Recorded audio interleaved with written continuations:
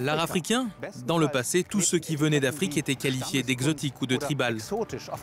Pourtant, la création contemporaine du continent a depuis longtemps laissé derrière elle le colonialisme et les utopies des années 70. Aujourd'hui, l'art venu d'Afrique est reconnu dans sa spécificité au niveau international et les artistes angolais y contribuent. Paula Nascimento occupe le devant de la scène artistique en Angola.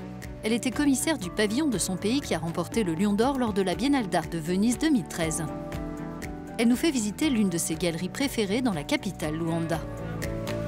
Le monde de l'art en Angola est jeune et dynamique. Il y a des peintres, des photographes, des artistes vidéo. Ils utilisent toutes sortes de supports, réalisent toutes sortes de performances. C'est un melting pot d'idées. L'un des artistes angolais les plus célèbres, Antonio Olé, prépare une rétrospective consacrée à son œuvre entamée il y a 50 ans. Au milieu des années 70, ce peintre et cinéaste a été profondément marqué par l'accession de son pays à l'indépendance. Le colonialisme était alors le thème majeur pour les jeunes artistes africains.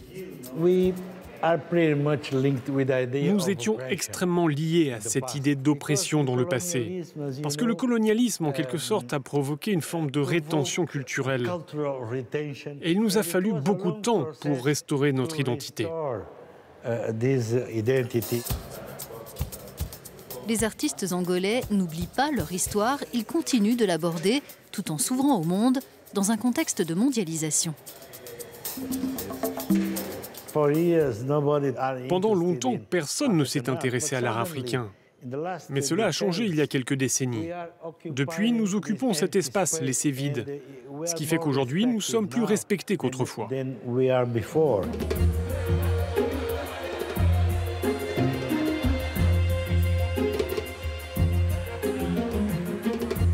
Aujourd'hui, les artistes angolais vivent et travaillent partout dans le monde, ce qui influence leur travail et dans le même temps change la perception de l'Afrique dans le monde.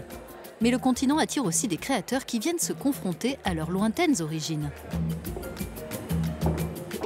Photographe américaine, Ayana V. Jackson a reçu une bourse dans le cadre d'un programme angolais pour mener à bien ses projets à Luanda. Elle est connue pour ses travaux sur l'identité afro-américaine. On est bloqué sur l'idée d'une Afrique traditionnelle qui est figée dans le passé, en particulier dans les arts. Ce n'est qu'en venant ici que j'ai pris conscience que l'Afrique est présente sur le même réseau mondialisé que les autres continents. La jeune femme collabore avec des artistes angolais dans le cadre de son nouveau projet. Elle se met en scène en incarnant une figure féminine africaine mythologique.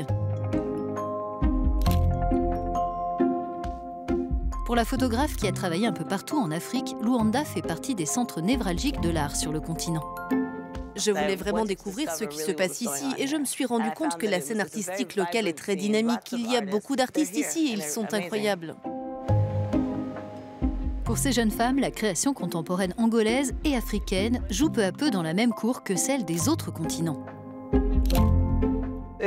C'est une évolution qui est en cours et je crois que cette évolution ressemble presque à la diffusion d'une marque.